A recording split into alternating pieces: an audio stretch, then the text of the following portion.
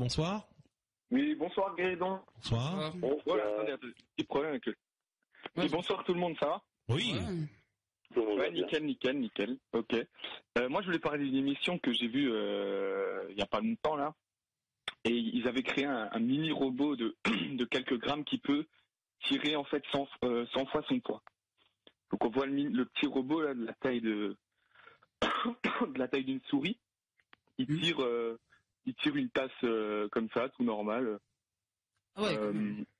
Voilà, et donc comment ils avaient expliqué en fait, ils se sont dit qu'ils sont inspirés en fait du gecko là. C'est un gecko. Oui, gecko, c'est un lézard en fait qui utilise la force de Van der Waals en fait, mais ça c'est de la mécanique quantique en gros, et il utilise la force de Van der Waals en fait pour créer en fait une force d'adhésion et donc tirer son propre poids vers le haut, par exemple sur du verre ou du beurre.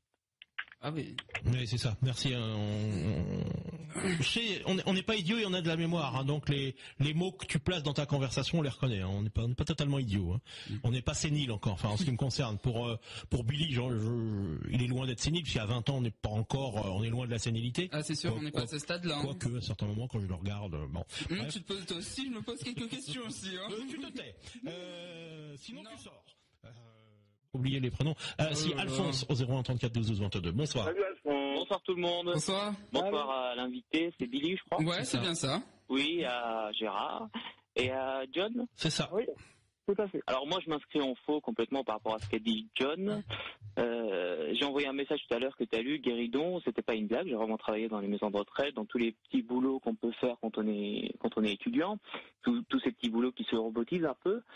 Et contrairement à John, moi je regarde ce mouvement général de robotisation plutôt avec bienveillance quand tu vois à quel genre de travail c'est appliqué. Par exemple, une caissière qui lève toute la journée des articles, qui se bousille le dos, elle n'a pas besoin de bousiller la santé pour ça. Alors si un robot peut la remplacer pour ça, c'est travaux pénibles, eh ben tant mieux. Alors le problème c'est qu'on réfléchit sur une génération. On se dit bon, alors elle va être mise au chômage, c'est ça le problème c'est le chômage, comment elle va gagner sa vie, etc.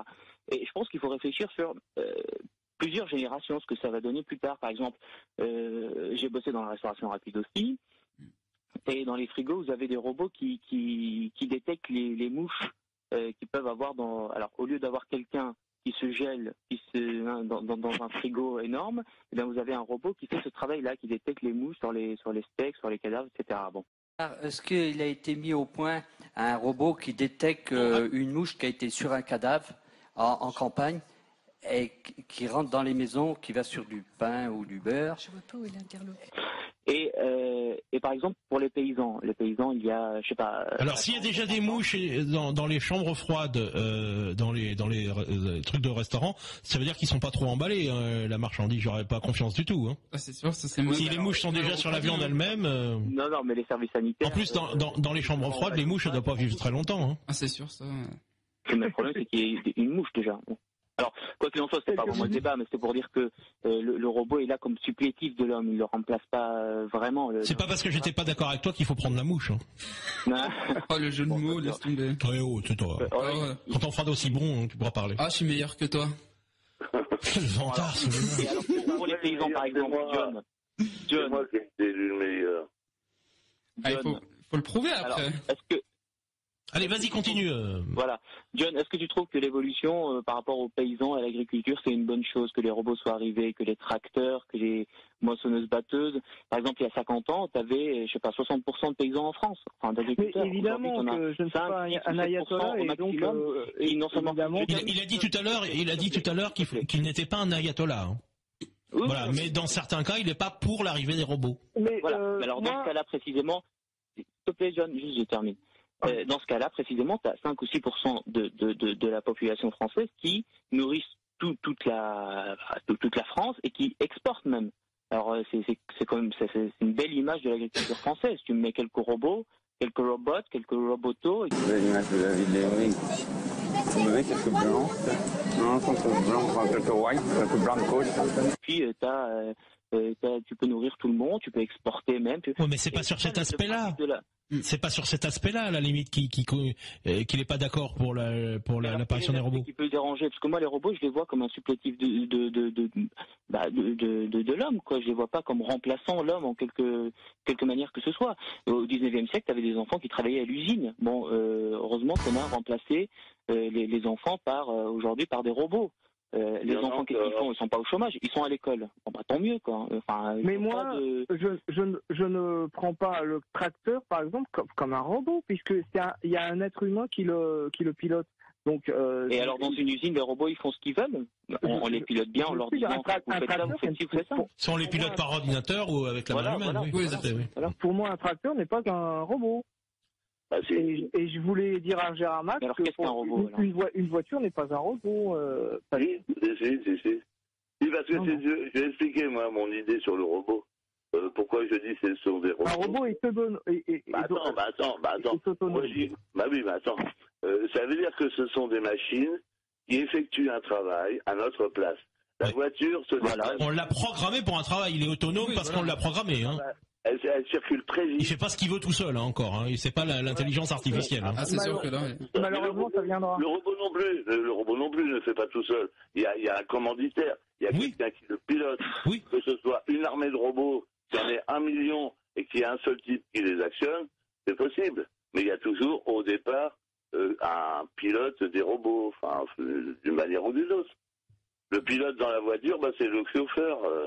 Le tracteur, c'est la machine qui fait le travail. Et le pilote dans l'usine, c'est l'ingénieur qui pilote, voilà. Oui, c'est tout voilà, c'est ça. Gérard, c'est vraiment la parole sainte. Il parle et c'est la vérité qui sort de sa bouche. C'est formidable. C'est dingue. Hein. C'est dingue. Oui, c'est vrai, j'ai vécu avec des paysans aussi. Eh ben moi aussi, figure-toi. J'en ai pas. On va accueillir Johan en même temps que vous sur le 01 34 22 22 IDFM 1h25. C'est en toute simplicité avec Billy Guéridon et les auditrices et auditeurs qui interviennent au standard. Nous sommes ensemble jusqu'à 6h du matin. Johan, bonsoir. Oui, bonsoir. Salut, Johan. Bonsoir tout le monde. Bonsoir. Salut Johan. Voilà. Alors moi j'ai lu un article dans Science et Vie il y a pas longtemps et l'université de Jeanne au secours avait découvert en fait avait publié des chiffres comme quoi on estimait que 42% des métiers présentent une probabilité d'automatisation forte. Donc est-ce que c'est la disparition de la classe moyenne à venir? Car on voit que la plupart un robot libre dit droit, mais c'est pas de droit qu'on dit. J'avais une question pour l'invité. Bah vas-y, pose-la, y a pas de souci. Alors voilà. Donc tu avais dit que tu préférais la compagnie des personnes plus âgées. Oui. Mais est-ce que ce serait pas parce que t'es une grosse victime? Voilà, merci. La question était intéressante. C'est con, Johan, d'avoir attendu autant de temps que ça, hein, finalement, pour pas aller jusqu'au bout de ce qu'elle allait dire, parce que t'as acheté, t'as fait placer d'autres conneries avant de dire ce que tu voulais dire essentiellement. C'est con, hein. C'est bête. C'est pour le suspense, il fait du suspense. Ouais, voilà, c'est ça, on va dire ça. Bon, messieurs, je vais vous demander une petite conclusion à chacun. On va commencer peut-être par... Tu fais exprès, Guéridon. Il a des trous de mémoire. Oui. Juste en quelques phrases, moi je pense qu'on juge un monde nouveau avec des valeurs anciennes et pour éviter que certains, comme aujourd'hui, ils pensent que aller les esclaves debout pour payer moins RSA, de mettre en place un salaire universel dès que la personne, dès la naissance de la personne, et de remplacer les esclaves par des robots finalement, et puis que tout le monde ait le droit à ce salaire minimum dès la naissance, et puis après s'il peut gagner plus, voilà. Est-ce qu'il faut éviter les boulots pénibles pour les gens qui les subissent et qui ne les choisissent pas du tout. Hein. Est-ce qu'on devrait peut-être faire ma question est posée, ceux et celles qui viendront après vous pour en débattre pourront peut-être répondre. Est-ce qu'on prend pas le problème un peu à l'envers, c'est-à-dire qu'on crée les robots et après on s'interroge sur le fait qu'ils suppriment des emplois et tout, qui sont les auditeurs qui nous attendent au standard. Alors j'ai déjà oublié les prénoms des personnes qui nous attendent ce soir. J'ai un problème. J'arrive pas à mémoriser, j'ai trop de mémoire. Il va falloir que je mange des tablettes qui mange plus aident de la poisson, mémoire. je crois, ça va. Non, faut pas trop en manger du poisson. Il paraît que c'est pas bon d'en manger plus de 2 fois par semaine parce qu'il est plein de polluants. Donc Tu vois, c'est clair, on sait pas où. À une époque, on disait il vaut mieux manger du poisson que de la viande, mais maintenant, pas plus de 2 fois par semaine, hein, parce que avec tous les polluants qu'il y a dans les poissons, et ce qui se récupère dans les océans, non, attention, pas plus quand même. Donc on ne sait plus quoi manger. Alors, on va accueillir. De toute façon, vous allez entendre de petits déclics en arrivant à l'antenne. Donc on va entendre quelqu'un qui a soi-disant la voix éraillée suite à une opération. Bonsoir.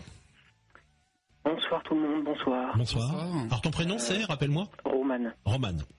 On a dû m'en souvenir. Oui, effectivement, ce que je disais à Guéridon hors antenne, c'est que j'ai eu un accident de moto il y a maintenant 4 ans, et une de mes cordes vocales a été brisée. Donc, par rapport à ce débat-là, moi, oui, je suis totalement pour l'intégration des robots et des nanotechnologies dans notre société, parce que effectivement, sans eux, j'aurais peut-être pas retrouvé la voie, quoi.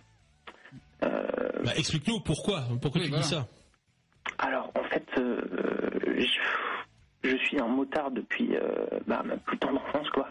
Et pour moi, conduire une moto, c'est vraiment un état d'esprit différent. Non, c'est pas par rapport à la moto.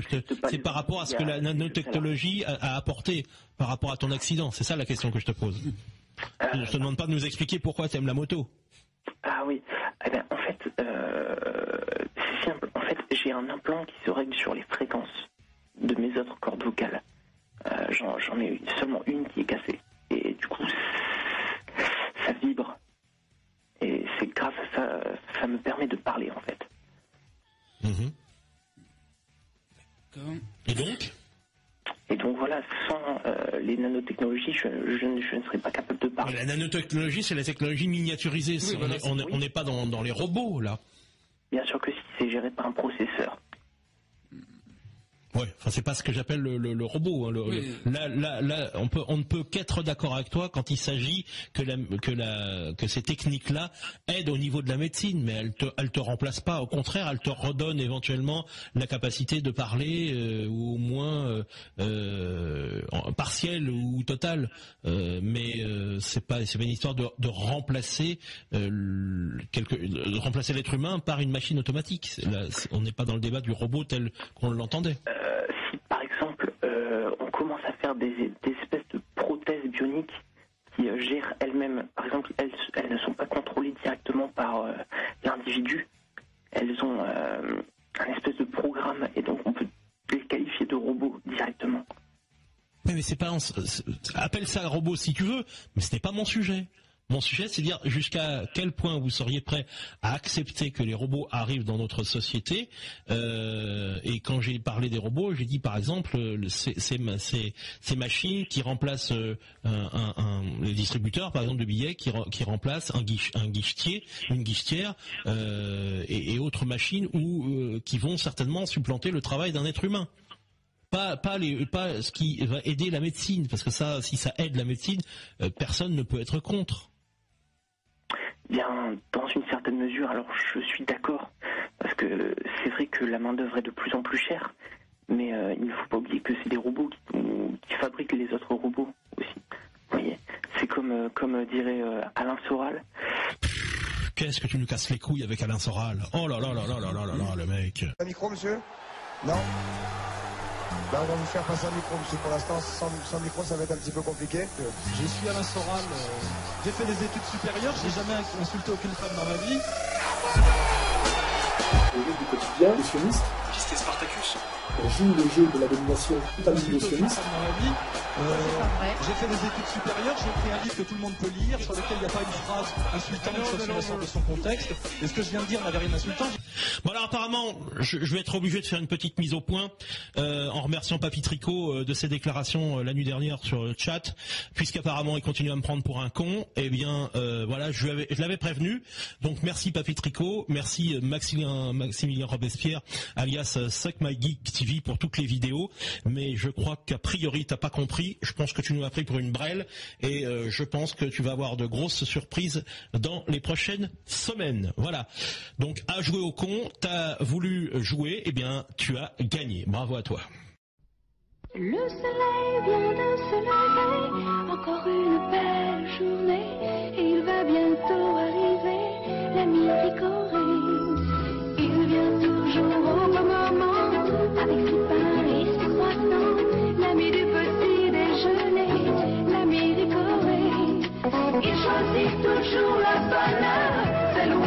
de tout son cœur, l'ami du petit déjeuner, l'ami Ricoré.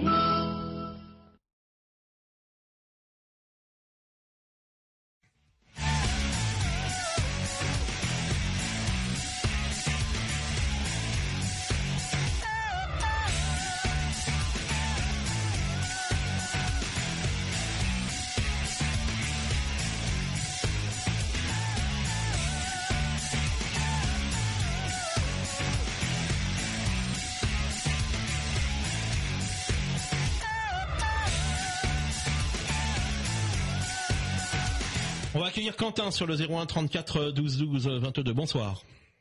Bonsoir tout le monde. Bonsoir à toi. Et bonsoir, comment il s'appelle le fils de putain avec toi?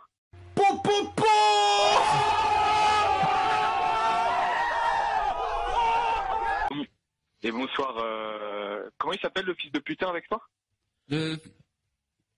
Tu crois que t'es un fils de putain, toi? Si c'est pas concerné, réponds pas. Hein, si oui, non, mais c'est des réflexions à la con qui servent à rien. Ouais, ça sert à rien. C'est complètement débile. Voilà, mais c'est pas grave. Comme son nom, en tout cas, hein, franchement, Quentin. Quand un con arrive, il montre qu'il est con, quoi. Oui, voilà. Une autre personne, peut-être au 01 34 12 12 22. Bonsoir. Ben oui, bonjour. Oh,